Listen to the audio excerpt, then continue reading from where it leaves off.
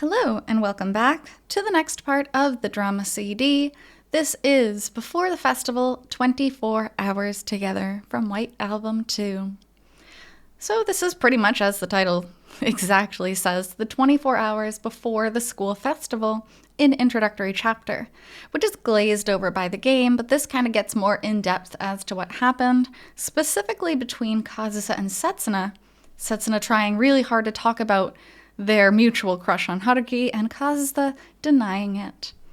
So, let's continue on with part 6, Half a Step to Best Friends. Muffled rock music from the stage. Setsuna listens. We're on after the next one, huh? Yeah.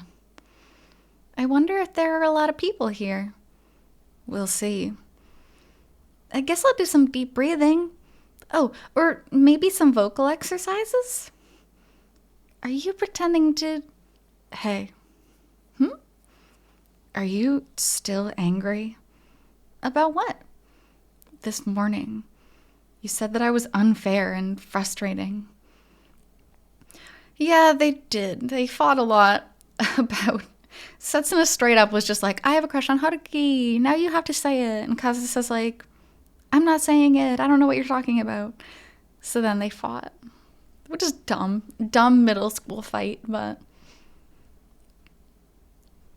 Why do you ask now? We've been talking normally since then. Oh, well, I thought you might just be forcing it while Kitahara was around. I don't act differently around you and Haruki-kun, Toma-san.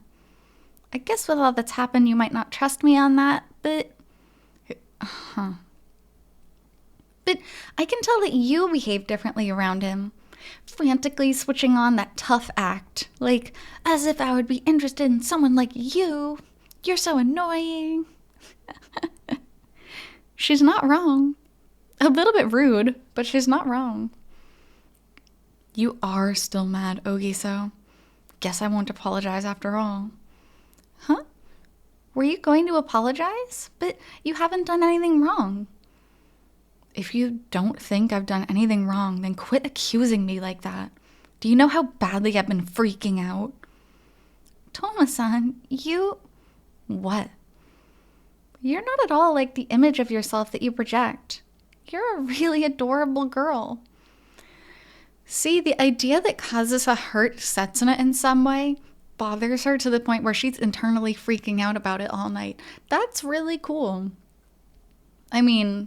Ideally, they wouldn't hurt each other at all, but the fact that Kazusa feels some remorse over it is pretty important as well, because they do have a friendship, no matter how weird or twisted it is. Hey, what the hell are you saying? You're tender, easily hurt, and considerate, but you're also cool and pretty. I can't help being jealous. Cut it out with the character sketch. I can't tell if you're praising me or disparaging me, but either way, it's making my back feel itchy. Sorry. I'm sorry. Back to the question at hand, it's not bothering me at all. Actually, I feel like I'm at fault for stirring up the whole thing. Yup. I kind of agree with that. I'm a little worried about you, honestly, but that'll do.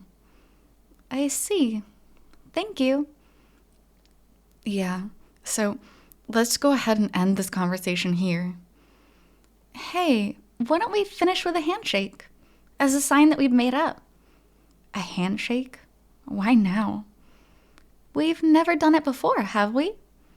Well, yeah, we're friends. We don't have to do something that formal. Not just as friends. As rivals, too. As band members, right? Kazusa's so adorably dumb sometimes. Like, the whole intention of that statement just goes whoop, right over her head. In any case, this is a handshake of reconciliation and a declaration of war. Sheesh. You do just apply your own subjective impressions to literally everything, Ogiso. Hey, Toma-san? Let's become closer with each other than we have been so far. And let's clash with each other more too. Ogiso. Is that too much? Am I really enough? Oh, my heart bleeds. That's horrible. Oh my God. It's such a beautiful question. Thank you. I love you, Toma-san. I really, really love you. It's a good thing I'm a girl. If I were a guy, I'd have fallen for you just now. Thank you. Now, our handshake. They shake hands. Man, if Kazusa and Setsuna just ended up falling in love, things would be so much simpler. I really, truly think so. I know my fingertips are all hard and calloused. Not very girly. No, that's not true. This is a magician's hand that plays such amazing piano. You think so? Thanks. Let's agree to stop being like stubborn elementary schoolers. And this time, let's make our middle school love happen. What is middle school love exactly? Getting excited together, chatting about boys, shrieking over it, sobbing over our feelings that aren't making it through. Feelings that aren't making it. She's so close. She's so close to understanding. She's like half a second away from understanding. Listen, Toma-san? I'm going to sing. The song with the words that Haruki-kun assembled and the melody that you set them to. I'll feel what Haruki-kun felt as he thought of you. Yeah, she knows. She fully understands. Ogiso, you... What? You're such an incredible person. And such an unfair one, too. What? What's that all about? I don't think I said anything that serious or bad just now.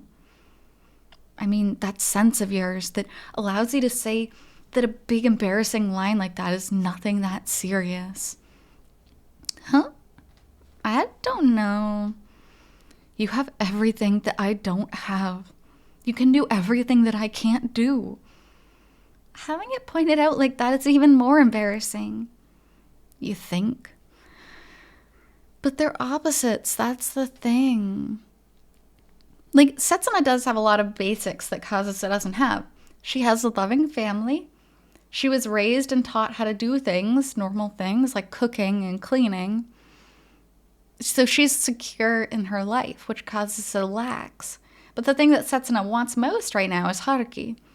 And to her, Kazusa kind of already has more of Haruki than she does. So they both want what the other person has, and it's a shame. That's all it is. All right. While we're at it with embarrassing things, today, you can call me Setsuna. Ah. Well, maybe it's too early for me to call you Kazusa. Yeah, I'm sorry. I can't do that now. Yeah, because this is a big step in people's friendship in Japan, calling each other by the first name. And it's also something that I don't see Kazusa doing lightly. We know she does, but it's a big step for her.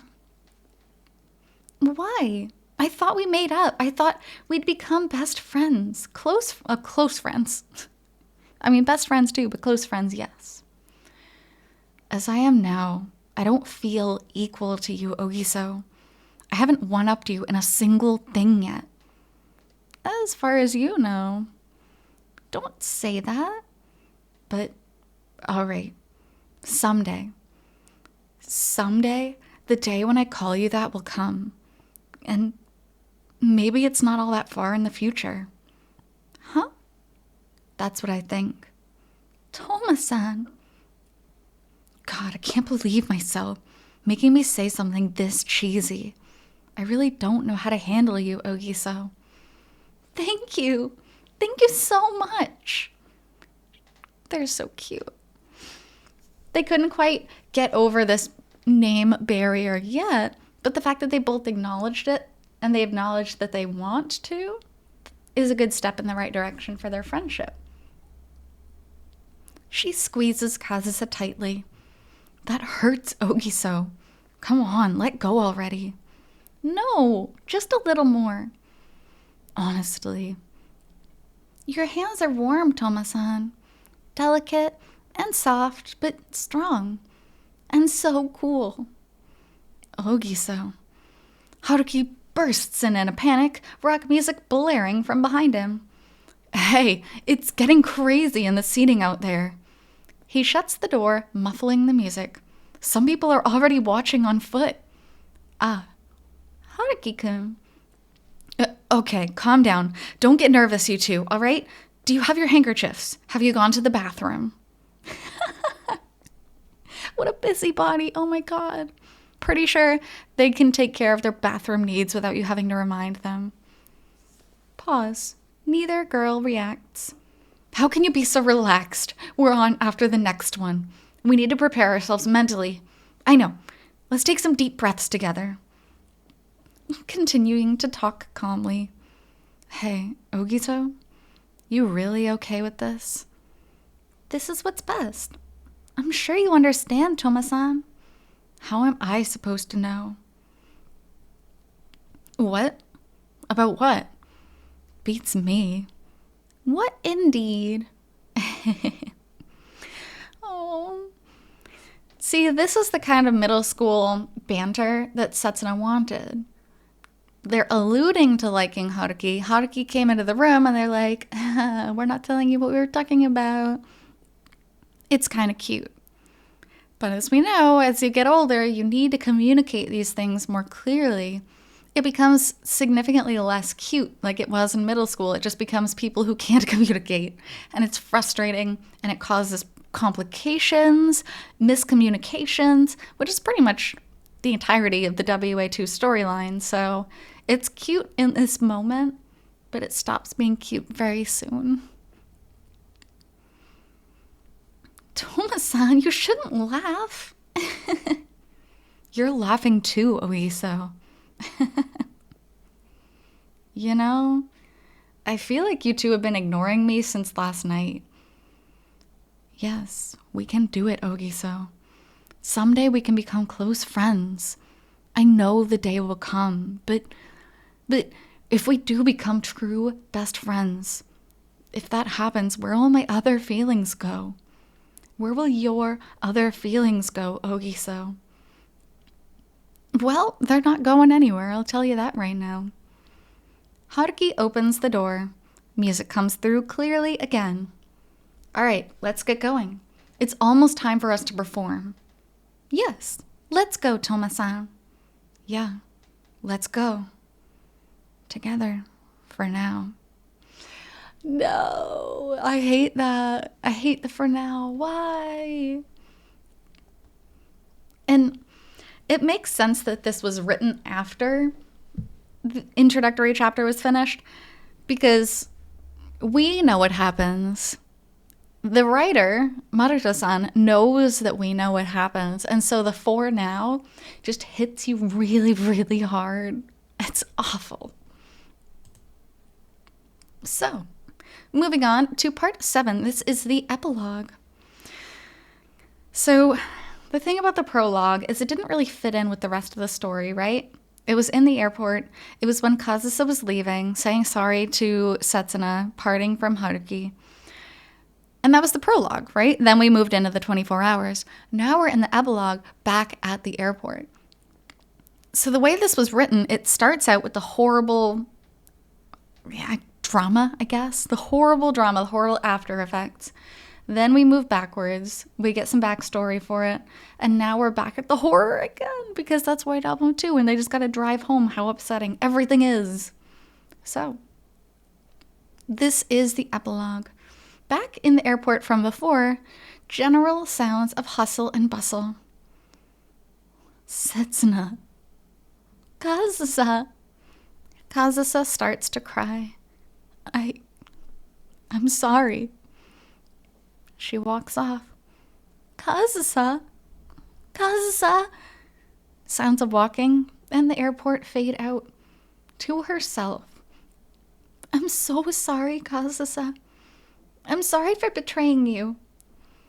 Tadokanai Koi begins to play in the background. Oh no. Oh, that's the worst. I hate it. Whenever the sad music starts to play in White Album 2, I just start crying immediately because it's so overwhelming and it's too perfect. I'm sorry for making you suffer so much this whole time. I was the only one who knew. I knew the feelings all three of us held, and yet I still ruined everything. I'm sorry. These feelings of mine that fell short will never reach again. That means this song is my song now. It really became my own in the end. Oh, poor girl. The fact that she believes, and it kind of is true that it became her own, is the worst. That's so sad. That's something that never should have happened. Hey, Kazusa? Haruki-kun. I think I could sing it perfectly now. It's a song that conveys my own feelings. A song of love that will never make it through again. And then the song. Oh, this is too emotional. I hate it. You gotta love it, but you gotta hate it. Song comes to the foreground. Even if my love can't reach you, the day will come when it starts to show. Until that hazy answer appears, this love won't come alive. Oh my God. The worst. It's a great story.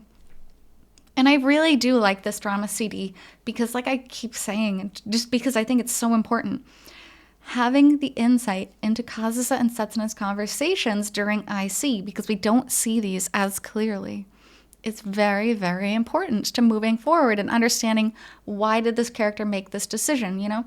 Why did Setsuna, go in and decide, like, I need to take Haruki right now, you know?